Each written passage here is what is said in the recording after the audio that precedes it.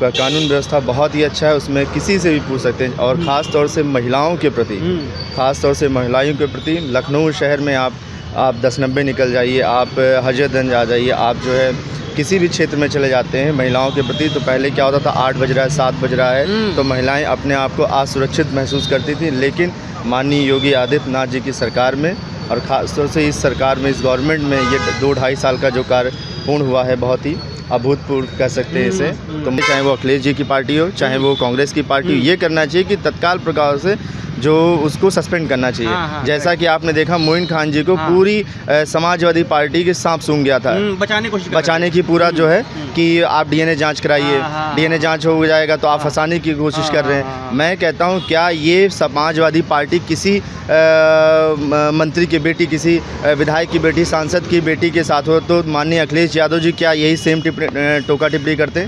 वो माननीय नेता विपक्ष लोकसभा के बन तो गए हैं, बट अभी भी वो हिंदुत्व और हिंदुत्व की जो परिकल्पना उसको परिपूर्ण जान नहीं पाए हैं, समझ नहीं पाए हैं। तो एक बार वो अब आएँ, अयोध्या में रहें, कुछ समय गुजारें और वहाँ की जो चीज़ें माननीय प्रधानमंत्री माननीय योगी आदित्यनाथ जी ने जो अयोध्या में कायाकल्प किया है, वो आके वहाँ पर रहें, वहाँ कुछ पल, कुछ समय वहाँ गुजारें, तो उससे उनको अनुभूति होगी। और जो कटाक्ष करें वो सरासर गलत है। नमस्कार, मेरा नाम है वैभव सिंह और आप देख रहे हैं द लोकसभा। हमारी मौजूदगी लखनऊ के हजरतगंज चौराहे के पास में है। यहाँ हम जानेंगे कि जो लगातार जो विपक्षी दल के जो नेता हैं, अपने आप को बहुत बड़ा नेता कहते हैं, बहुत बड़ा चेहरा कहते हैं, राहुल गांधी, लगातार वो टीका टिप्पणी करते हुए ये कहते हैं कि जो राम मंदिर जी, जो अयोध्या में राम मंदिर का जो कहते प्राण प्रतिष्ठा का कार्यक्रम हुआ था, उसको उन्होंने नाच गाने का प्रोग्राम कह दिया, जबकि वो अपने आप को हिंदुत्व का बड़ा चेहरा कहते हैं और ये भी कहते हैं कि वो जन उधारी हैं। इसके बाद भी उन्होंने ऐसी टीका टिप्पणी कर दी। लोगों से जानेंगे क्या कुछ इनका वक्तव्य है, टीका टिप्पणी क्यों की। क्या नाम है सर? मेरा नाम नितिन प्रताप सिंह है। नितिन जी, जो राहुल गांधी ने इतनी बड़ी टीका टिप्पणी कर दी, क्या लगता है ये टीका टिप्पणी अगर उन्होंने की है, क्या इतने परिपक्व नेता नहीं है, बल्कि जबकि वो अपने आप को बहुत बड़ा हिंदुत्व का चेहरा कहते हैं उसके बाद भी?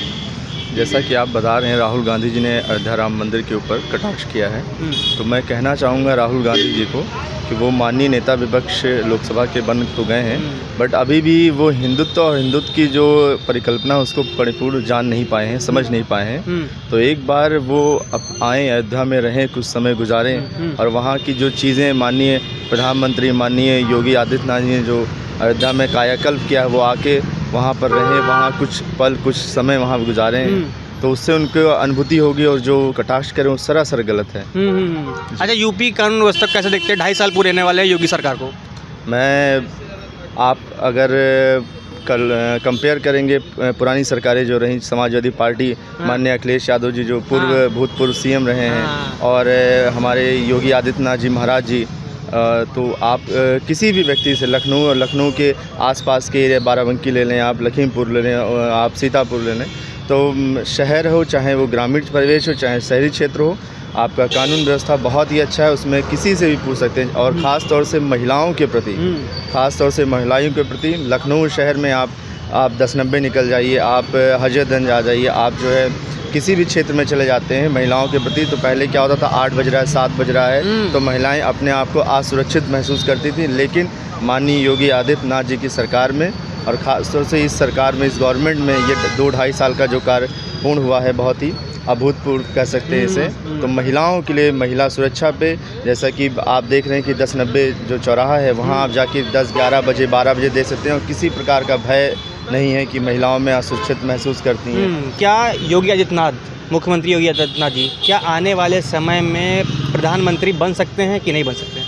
जैसा कि आप वैभव जी कह रहे हैं, इसमें किसी भी प्रकार का, और आप भाजपा में जो अभी जितने भी राज्य हैं और राज्यों में जहां सरकारें हैं भाजपा की, तो माननीय योगी जी को हर प्रदेश के लोग बहुत ही अभूतपूर्व और हर्षोल्लास के साथ प्रेम दे रहे हैं। अभी जैसा कि हरियाणा में चुनाव हुआ है, जहां पे वोटिंग हुई है, और हमारे योगी आदित्यनाथ जी वहां पे जाके चुनाव प्रचार किया होना, और स्टार प्रचारक हैं जैसा कि आप देख रहे हैं, वहाँ पे बहुत ज़्यादा संख्या में लोग आए उनसे मिलने, उनको सुनने, और उनका कहना है कि आप हमारे यहाँ के मतलब जो है मुख्यमंत्री बनिए, आप यूपी छोड़ के आइए, और ये इसमें कोई नहीं कि 2027 का जो चुनाव होगा उसमें हमारे आदित्यनाथ योगी जी महाराज प्रधानमंत्री के रूप में दिल्ली में बैठेंगे, गद्दी पे अच्छा, बैठेंगे। क्या लगता है इतना ज़्यादा योगी आदित्यनाथ जी इतना फायर ब्रांड नेता क्यों बनते जा रहे हैं? इतनी ज़्यादा उनकी डिमांड क्यों हो रही है? क्योंकि हमने देखा अभी कुछ समय पहले बंगाल में भी जब चुनाव हुए थे तब वो वहाँ पे भी वो क्या नाम है वोट मांगने गए थे, जबकि उनकी वो भाषा भी नहीं थी। उसके बाद भी लोग काफ़ी संख्या में सुनने को आए थे और यही चीज़ हरियाणा में, हाँ उसका हमने रिजल्ट भी देखा, यही चीज़ हरियाणा में भी हो रहा है। तो क्या लगता है, क्या हरियाणा में फिर से बीजेपी खड़ी होती नजर आएगी और जम्मू कश्मीर में भी?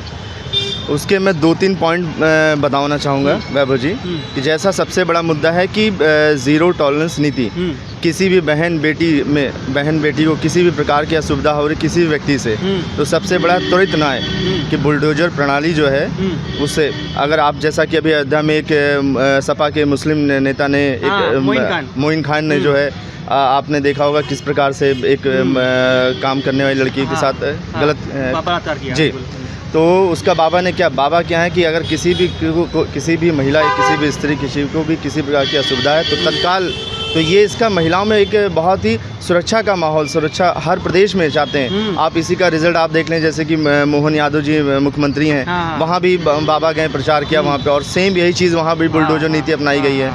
तो ये कारण है बाबा जी का जो है। अच्छा, अभी आपने मोइन खान का मुद्दा उठाया, उसमें मैं एक चीज़ पूछना चाहेंगे कि अखिलेश यादव ने उसके बाद जब ये मुद्दा गरमाया था तो अखिलेश यादव ने मोइन खान का बीच बचाव करते हुए कहा था कि ये चीज़ें गलत हैं। हाँ।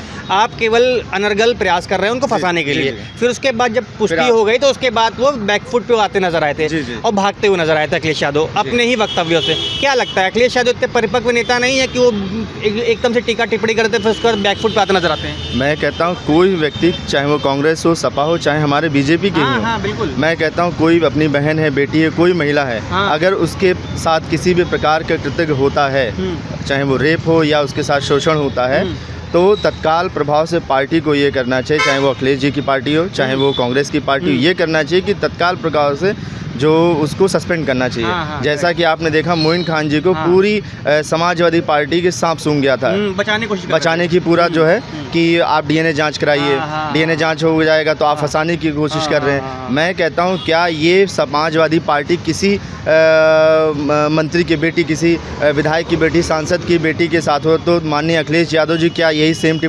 टोका टिप्पणी करते?